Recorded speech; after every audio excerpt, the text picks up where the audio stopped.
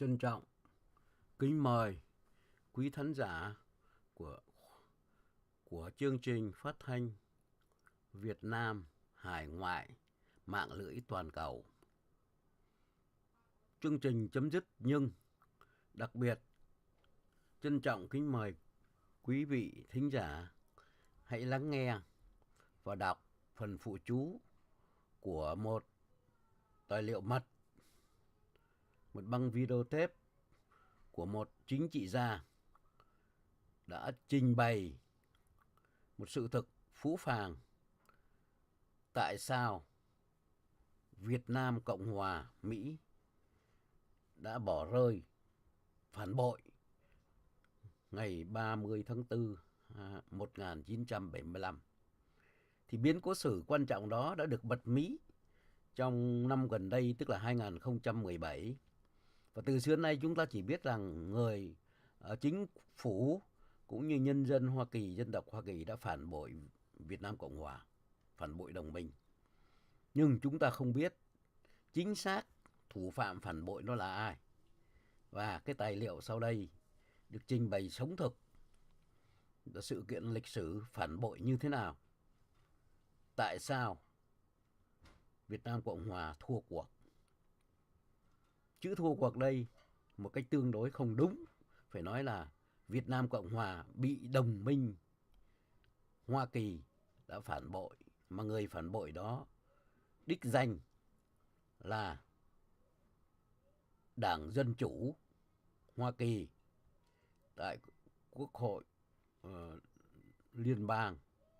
Đa số ngày 10 tháng 4 1975 đã vote là bỏ rơi Việt Nam Cộng hòa, không hề viện trợ, là thất hứa.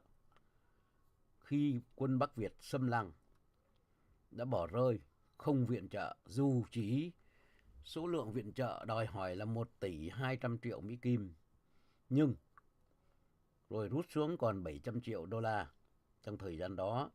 Nhưng rồi sau cùng đến ngay cả 350 triệu đô la cũng không được chấp thuận. Và hoàn toàn Đảng Dân Chủ đã mang một cái quyết định đa số áp đảo để bỏ rơi Việt Nam Cộng hòa. Bài học lịch sử đó, biến cố sử đó đã được bật mí.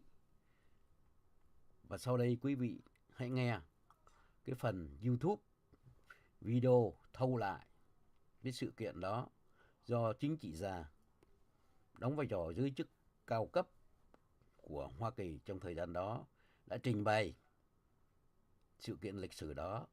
Sau đây trân trọng kính mời quý thính giả, quý khán thính giả hãy thưởng thức và lắng nghe để hiểu được cái bài học đau thương của 30 tháng 4 1975. Vâng.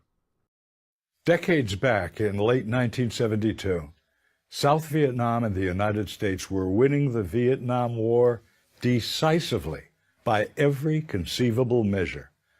That's not just my view. That was the view of our enemy, the North Vietnamese government officials. Victory was apparent when President Nixon ordered the U.S. Air Force to bomb industrial and military targets in Hanoi, North Vietnam's capital city, and in Haiphong, its major port city. And we would stop the bombing if the North Vietnamese would attend the Paris peace talks that they had left earlier.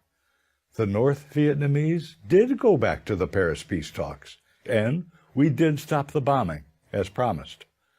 On January the 23rd of 1973, President Nixon gave a speech to the nation on primetime television, announcing that the Paris Peace Accords had been initialed by the United States, South Vietnam, North Vietnam, the Viet Cong, and the accords would be signed on the 27th. What the United States and South Vietnam received in those accords was victory. At the White House, it was called VV Day, Victory in Vietnam Day. The U.S. backed up that victory with a simple pledge within the Paris Peace Accords, saying should the South require any military hardware to defend itself against any North Vietnam aggression, we would provide replacement aid to the South on a piece-by-piece, one-to-one replacement, meaning a bullet for a bullet, a helicopter for a helicopter, for all things lost, replacement. The advance of communist tyranny had been halted by those accords. Then it all came apart, and it happened this way. In August of the following year, 1974, President Nixon resigned his office as a result of what became known as Watergate.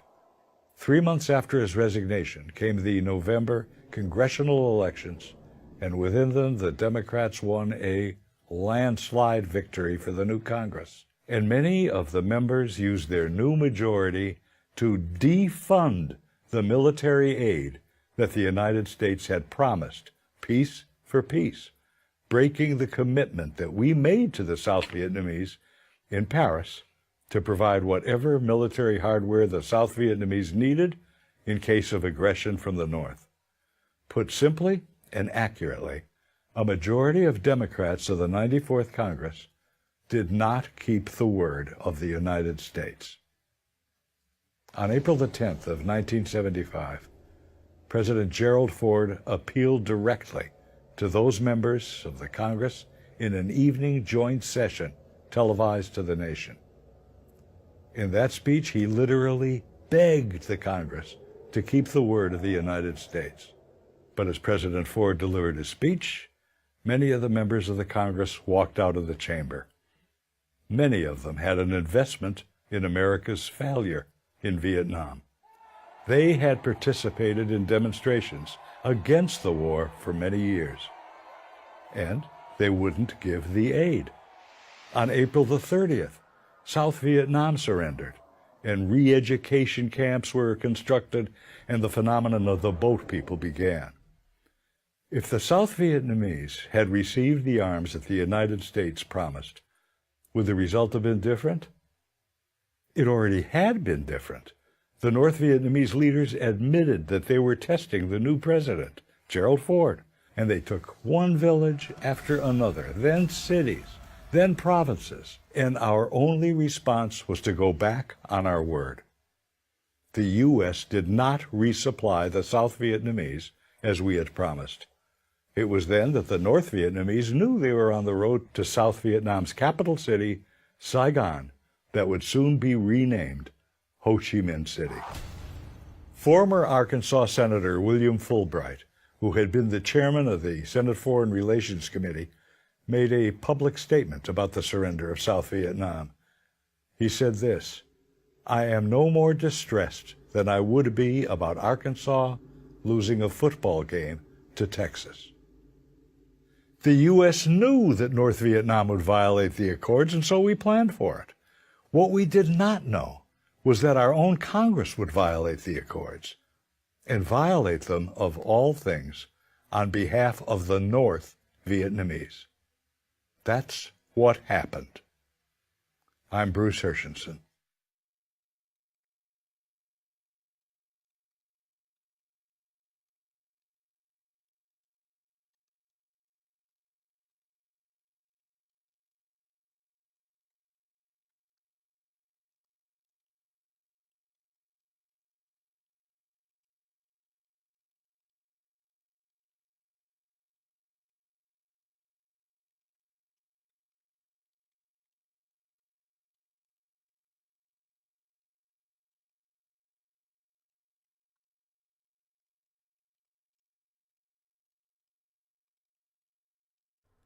Chương trình phát thanh Việt Nam mạng lưới toàn cầu đến đây chấm dứt. Xin chào toàn thể quý đồng hương Việt khắp mọi nơi. Xin hẹn quý vị kỳ phát thanh kế tiếp.